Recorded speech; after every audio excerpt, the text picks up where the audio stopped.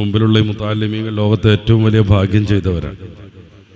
അവരുടെയൊക്കെ കൂട്ടുകാർ അവരുടെ നാടുകളിൽ സുബഹിസ്കരിക്കാതെ നടക്കുന്നുണ്ടാവും.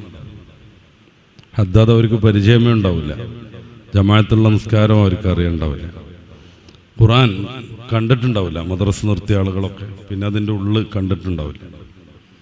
പിന്നെ മാതാവിനെയും പിതാവിനെയൊക്കെ ബസിച്ച് അവർ പറയുന്നതൊന്നും കേൾക്കാതെ ഓവ് ജാലിൽ ഓവ് പാലത്തിൽ ഒക്കെ ജീവിതം കുറേ തള്ളി നീക്കി എന്നല്ല, മദ്യത്തിൻ്റെയും മയക്കുമരുന്നിൻ്റെയും ഒക്കെ കാരിയറുകളും അഡിക്റ്റുകളുമായി ജീവിക്കായിരിക്കും ഇവരോടൊപ്പമുള്ള ആളുകളൊക്കെ. അവരും കുറേ പ്രലോഭനങ്ങൾ അതിജയിക്കുന്നുണ്ട്. ഉമ്മാനോടൊപ്പം നിൽക്കുക എന്തായാലും ഒരു ഇഷ്ടമുള്ള പരിപാടിയായിരിക്കും മോനെ, അല്ലേ? ഉമ്മാനോടൊപ്പം നിൽക്കുക എന്തായാലും ഒരു ഇഷ്ടമുള്ള പരിപാടിയായിരിക്കും. പിന്നെ അവർ കളിച്ചു വളർന്ന ഗ്രൗണ്ട്, സ്കൂള്, ടീച്ചർമാർ, കളിക്കൂട്ടുകാർ, അവരെ വല്ലാതെ ഇഷ്ടപ്പെടുന്ന സ്നേഹജനങ്ങൾ, പെങ്ങന്മാരൊക്കെ പ്രത്യേകിച്ചു തല്ലുകൂടിയിട്ടുണ്ടാവും നല്ലോണം. പക്ഷെ വിട്ടുപിരിയുന്ന സമയത്തുണ്ട് പെങ്ങൾക്കൊരു പ്രത്യേകമായ ഒരു വികാര പ്രകടനം. അത് വല്ലാതെ മനുഷ്യനെ തോൽപ്പിച്ച് കളയും. കല്യാണത്തിനൊക്കെ ഉണ്ടല്ലോ, ആങ്ങളച്ചക്കൻ 2 ദിവസമായിട്ട് പന്തലിലൊക്കെ ആകെ സജീവമായിരിക്കും, എല്ലാത്തിനും ഓടിപ്പായാൽ. താത്ത ഇറങ്ങണ സമയത്തുണ്ട് പിന്നെ കാർ ഷെഡ് പോയിട്ടൊരു പൊട്ടൽ. ഇങ്ങനെ നിരവധിയായ പ്രലോഭനങ്ങളെയും പ്രകോപനങ്ങളെയും അതിജയിച്ചാണ് നമ്മുടെ ഈ സ്ഥാപനത്തിൽ അവർ ദീനിൻ്റെ ഖിദ്മത്തിന് വേണ്ടിയുള്ള തയ്യാറെടുപ്പ് നടത്തുന്നത്.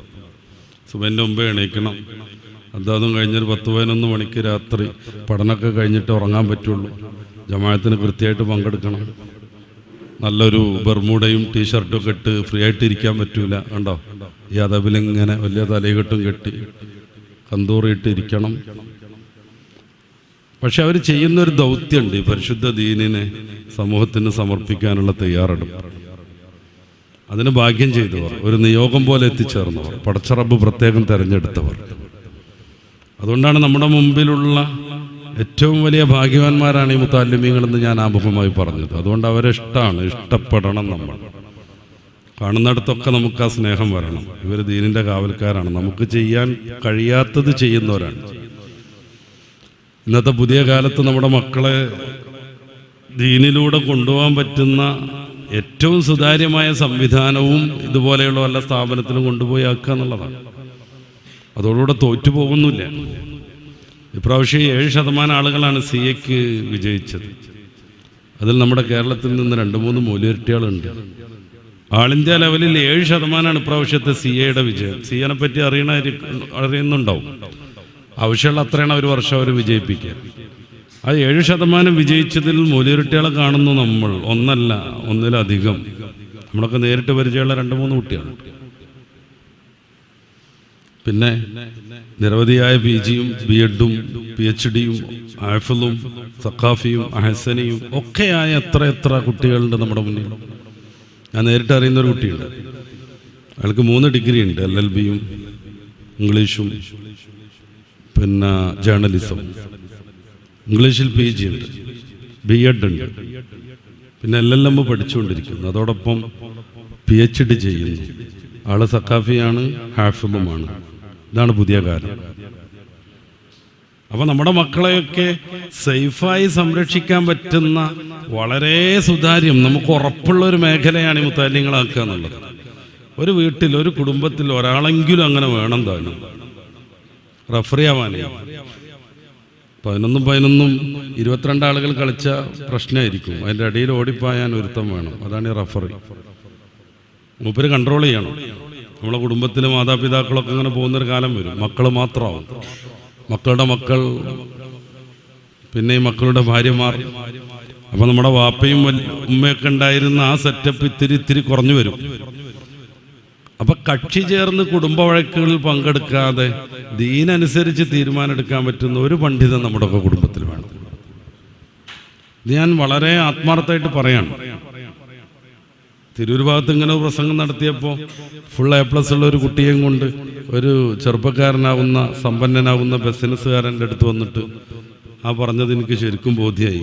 ഇവനെവിടെയെങ്കിലും നിങ്ങൾ തന്നെ മുൻകൈ എടുത്തൊന്ന് ചേർത്തി തരണം എന്ന് പറഞ്ഞൊരു അനുഭവം ഉണ്ടായിരിക്കും. ആ കുട്ടിപ്പോൾ MSc കഴിഞ്ഞ് ഫിസിക്സിൽ നല്ല മൗലവിയുട്ടിയാണ്. റഷ്യൻ ഗവൺമെൻറ് ഈയിടെ ഇന്ത്യയിൽ നിന്ന് 3 പേരെ പ്രത്യേകം സ്കോളർഷിപ്പൊക്കെ കൊടുത്തിട്ട് മോസ്കോയിൽ പോയി പഠിക്കാൻ വേണ്ടി തിരഞ്ഞെടുത്തു. അതിലൊരാൾ ഈ മൗലവിയുട്ടിയാണ്. ഞാൻ സൂചിപ്പിക്കുന്നത് ഇവരെ സാക്ഷി നിർത്തിയാണ് നമ്മൾ ഈ പരിപാടി, ഈ സ്വലാത്ത്, ഈ കുത്തുബിയത്ത്, ഈ ദുആ. അതിന് സേവനം ചെയ്യുന്നവരും ഇഷ്ടപ്പെടുന്നവരുമാണ് ഈ സദസ്സിലുള്ളവർ. അല്ലാണ്ട് റസൂൽ പറഞ്ഞൊരു 4 ടീമുണ്ട്. 5ാമത് നിങ്ങൾ ആവരുതെന്ന് അവിടുന്ന് പ്രത്യേകം പറഞ്ഞു. ആ 4 ടീമും ഒരുമിച്ച് കൂടിയ ഒരു സദസ്സാണ്. കുൻ ആലിമൻ, ഒന്നുകിൽ നീ പണ്ഡിതനാവണം. കുറേ ആ ദർജയിലെത്തിയവർ ഈ സദസ്സിലുണ്ട്. നമ്മളൊക്കെ അവരെ കേൾക്കാനും മനസ്സിലാക്കാനും വന്നതാണ്, അവരുടെ പ്രാർത്ഥനയിൽ പങ്കെടുക്കാൻ വന്നതാണ്. റസൂലുള്ളാഹി പറഞ്ഞത് കുൻ ആലിമൻ, നീ ആലിമാവണം. ഔ മുതഅല്ലിമൻ, അല്ലെങ്കിൽ നീ മുതഅല്ലിമാവണം. നമ്മുടെ 2 വരിയിൽ നിറഞ്ഞു നിൽക്കുന്നത് അവരാണ്. ഔ മുസ്തമിഅൻ, അല്ലെങ്കിൽ അവരെ കേട്ട് പഠിച്ച് പണ്ഡിതന്മാരെ അംഗീകരിച്ച് നകളിപ്പില്ലാതെ അഹങ്കാരമില്ലാതെ എന്താ അയാൾ പറയണത് കേൾക്കണോ ഞാൻ എന്ന ദുഷ്ടചിന്തയില്ലാതെ പക്വമായൊരു ജീവിതം നയിക്കാൻ എനിക്ക് പറ്റണം. ഔ മുഹിബ്ബൻ, അല്ലെങ്കിൽ ഇവരെ ഇഷ്ടപ്പെട്ട് അവർ നിലനിൽക്കണമെന്ന ഉത്കടമായ ആഗ്രഹത്തോടു കൂടി അവർക്ക് വേണ്ടി പ്രവർത്തിക്കുന്നയാളാവണം. നമ്മുടെ പള്ളിയുടെ കുറവ് തീർക്കണം. നമ്മുടെ ദർസിലെ കുട്ടികൾക്ക് വെറും പായയിൽ കടന്നുറങ്ങുകയാണെങ്കിൽ അത് നല്ല കട്ടിലൊന്നുമില്ലെങ്കിലും ഒരു ചെറിയ മാറ്റ്, ഒരു ബെഡിലേക്ക് നമുക്ക് മാറ്റാൻ പറ്റണം. അവർക്ക് പാനല്ലെങ്കിൽ, അവർക്ക് കോളേജിലും സ്കൂളിലും പഠിക്കാനുള്ള ഉപകരണങ്ങളില്ലെങ്കിൽ, അങ്ങനത്തെ കുറേ കുട്ടികളൊക്കെ ഇപ്പോഴും ഉണ്ട്. നമ്മൾ കരുത് പൊക്ക ഇട്ടൊക്കെയാണ്. ഇവർ നന്നായിട്ട് ഡ്രസ്സൊക്കെ അലക്കിയിട്ട് ഏൺ ചെയ്ത് നമ്മുടെ മുമ്പിൽ കൂടെ വരുമ്പോൾ ഇതൊക്കെ യൂസുഫ് അലിഖാൻ്റെ പേരക്കുട്ടികളാണെന്ന് തോന്നുന്നു നമുക്ക് ചിലപ്പോൾ. സത്യത്തിൽ കുറേ കുട്ടികൾ അങ്ങനെ തന്നെ ഉണ്ട്. ഏൺ ചെയ്തിട്ട് ഈ ഭാഗം പൊള്ളിപ്പോയ ഷർട്ടെല്ലാം ഇട്ടിട്ട് ജുമാക്ക് വരുന്നൊരു മുത്താലിമിനെ ഞാൻ കണ്ടു. ജുമാ കഴിഞ്ഞിട്ട് സ്വകാര്യമായിട്ട് ആ കുട്ടിയെ വിളിച്ചു ചോദിച്ചു, എന്തെങ്ങനെ തന്നെ ഇട്ടത്? ഓ മിണ്ടിയില്ല. വേറൊരു കുപ്പായം കൂടെ ഉള്ളൂ, അത് നനച്ചിട്ട് ഉണങ്ങിയിട്ടില്ല എന്നാ പറയുന്നത്. ഇത് കത്തിയത് അവൻ്റെ ഇഷ്ടത്തിന് കത്തിയൊന്നുമല്ല, അബദ്ധത്തിൽ കത്തിപ്പോയതാണ്. അങ്ങനത്തെ കുറേ മുത്താലിമീങ്ങൾ ഇപ്പോഴും ഉണ്ട്. പൊതുവേ സമൂഹം അങ്ങനെ ആയിരിക്കും. ഔ മുഹിബ്ബൻ, അല്ലെങ്കിൽ അവരെ ഇഷ്ടപ്പെടുന്നവനാകണം. മുത്താലിമിനെയും ആലിമിനെയും, അതാ വ്യക്തിയല്ല, ആ വ്യക്തിയല്ല നമ്മൾ ഇഷ്ടപ്പെടുന്നത്, അദ്ദേഹം ചെയ്യുന്ന സേവനം.